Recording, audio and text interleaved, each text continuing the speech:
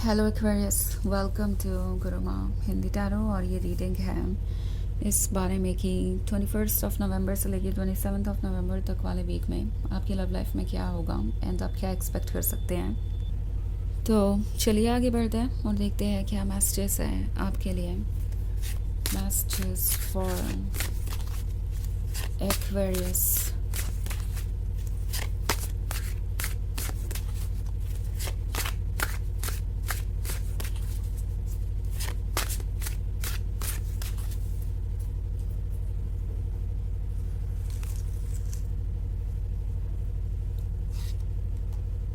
3 of Wands, the Wild Hunt.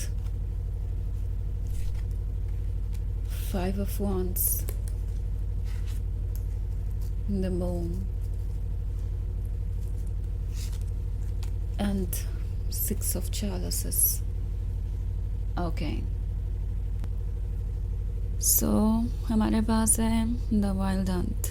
The wild Hunt क्या होने का मतलब है कि कुछ एंड हो रहा है, कुछ ऐसा एंड हो रहा है जो आपके लिए बहुत डिफ़िकल्ट है लेट गो करना, बट ये आपके लिए एक नई चैप्टर की शुरुआत करेगा। आई मीन यहाँ पे 3 ऑफ वॉन्ड्स का कार्ड है, तो आपके सामने एक बहुत ही कॉम्प्लिकेटेड सिचुएशन हो सकती है इस वक्त, जहाँ आप सोच रहे होंगे कि आपको क्या करना चाहिए क्या नहीं। आपके सामने ये शिप है जो आपको वहाँ ले जा सकती है जहाँ आप जाना चाहते हैं। सो अब ये आप पे डिपेंड करता है कि आप क्या चूज़ करते हैं अपने लिए।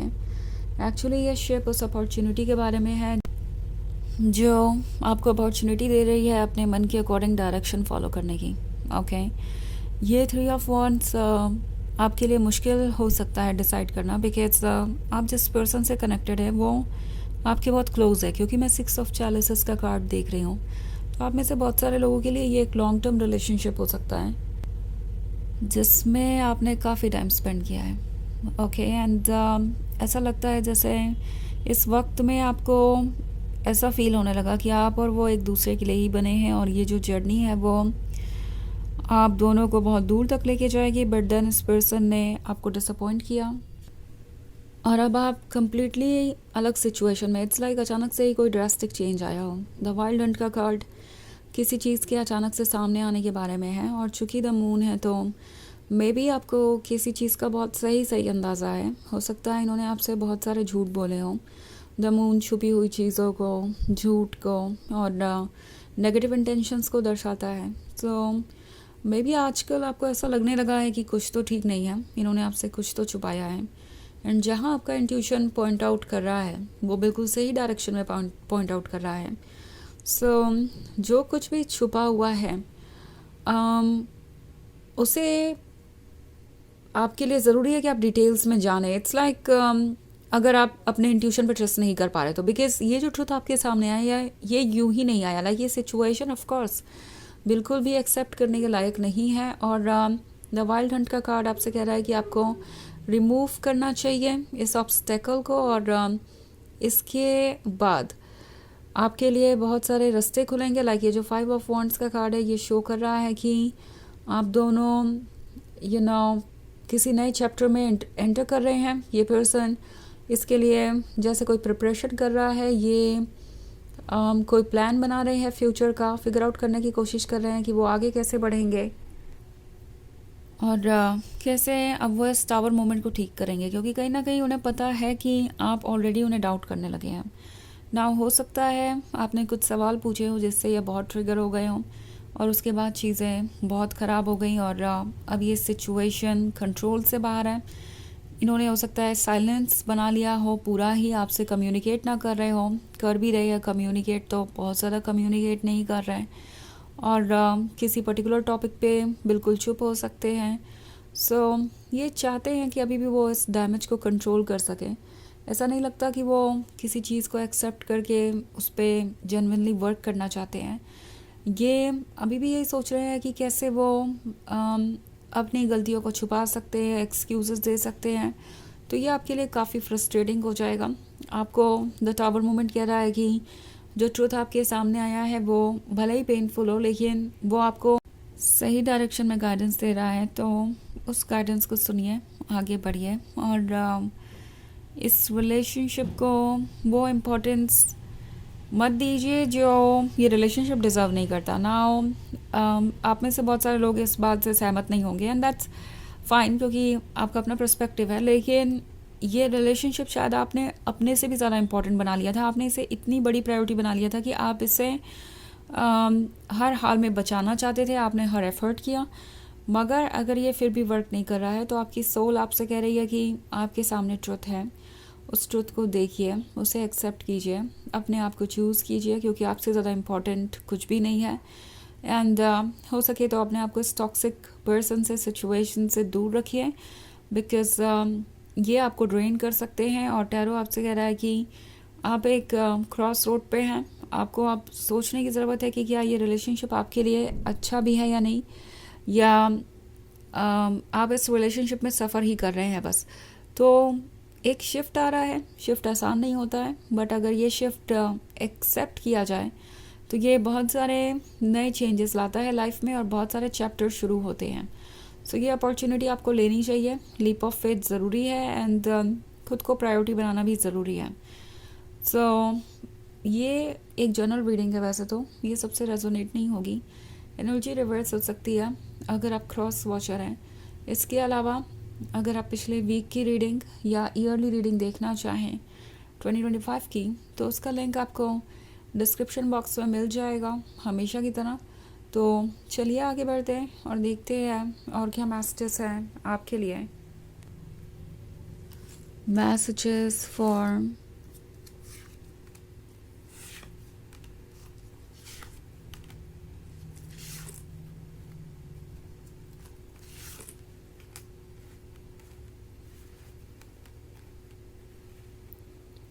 Aquarius, the Haunt God, Knight of Chalices, Four of Chalices, the Star and the Standing Stone.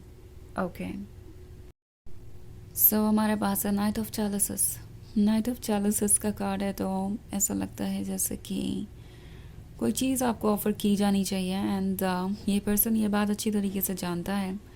उन्हें पता है कि आप ऑलरेडी टायर्ड है, डन है और इसके बहुत सारे रीज़न हैं। ऐसा नहीं है कि आप बेवजह ही परेशान हैं। उन्हें दिख रहा है कि आप ज़्यादा डिज़र्व करते हैं और आप जो भी एक्सपेक्ट कर रहे थे वो इसलिए नहीं एक्सपेक्ट कर रहे थे क्योंकि आप डिमांडिंग है या बहुत ज़्यादा ग्रीडी है या आप उन्हें कंट्रोल करना चाहते हैं। वो जानते हैं कि आपकी बातें अपनी जगह बिल्कुल सही थी और उन्हें आपको ऑफ़र करना चाहिए था ये कप एंड अब ये पर्सन सोच रहा है कि शायद वो कुछ ऐसा कर सकते हैं जिससे कि ये रिलेशनशिप अच्छा हो जाए, लाइक पहले जैसा हो जाए। एंड इसीलिए ये आपको एक फ्रेंडली पर्सन की तरह मिल सकते हैं, दोबारा आपको अप्रोच कर सकते हैं, आपको कुछ प्रॉमिसेस ऑफ़र करेंगे। बट देन टैरो आपसे कह रहा है कि आपको कुछ भी एक्सेप्ट करने से पहले या कुछ भी ट्रस्ट करने से पहले एक्शंस की तरफ ध्यान देना चाहिए, रियलिटी, ग्राउंड रियलिटी की तरफ ध्यान देना चाहिए। बिकॉज़ ये पर्सन आपसे प्रॉमिसेस कर सकता है मगर फिर भी इस वक्त ये अपनी मिस्टेक्स को एक्सेप्ट करके उन्हें ठीक करने के लिए तैयार नहीं है। और अभी भी बहुत कुछ ऐसा है जो ये पर्सन बाद में चेंज कर सकता है। मे बी अभी आपको कोई कमिटमेंट देंगे, उसके बाद वो कमिटमेंट उन्हें याद ही नहीं रहेगा, वो ऐसे एक्ट करेंगे। सो द स्टार का कार्ड है। द स्टार का कार्ड आपको कह रहा है कि खुद पे फोकस कीजिए एंड और किसी चीज़ पे आपको इस वक्त फोकस करने की ज़रूरत नहीं है, बिकॉज आपने अपने आप को बहुत लंबे समय से इग्नोर किया है। और अब द हॉर्न गॉड आपसे कह रहा है कि आपकी प्रायोरिटी आप होनी चाहिए। ऑल्सो अपने इंट्यूशन को सुनिए। अगर कोई चीज़ आपको सही नहीं लगती, आप पूरी तरीके से सेटिस्फाइड नहीं है उनकी एक्सप्लेनेशन से या उनकी बातों से, तो अभी आपको कोई चॉइस नहीं करनी चाहिए। ऑल्सो द स्टैंडिंग स्टोन का कार्ड है, तो हार्म नन लिखा हुआ है इस पर, यानी ये कर्मा बैलेंस करने के बराबर है। तो ये आपसे सिंपली यही कह रहा है कि अपने साथ जस्टिस कीजिए और किसी भी ऐसी चीज़ के लिए सेटल डाउन मत कीजिए जो आप डिज़र्व नहीं करते। ओके, सो चलिए देखते हैं आपके लिए ओरेकल मैसेज क्या है।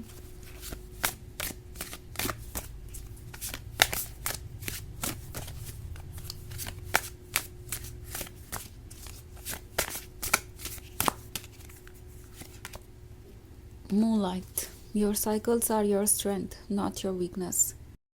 तो ये कार्ड आपसे कह रहा है कि अप्स एंड डाउन्स एक्चुअली आपको स्ट्रॉन्ग बना रहे हैं, आपको ट्रुथ दिखा रहे हैं ये आपकी वीकनेस नहीं है। एंड ये समझने में आपको कुछ वक्त लग सकता है, because of course emotions process करने में किसी को भी वक्त लगता है। सो अपना टाइम लीजिए, हील कीजिए, एंड आप देख पाएंगे कि क्या सही है क्या नहीं। तो ये है रीडिंग इस वीक की। आई होप आपको अच्छी लगी होगी।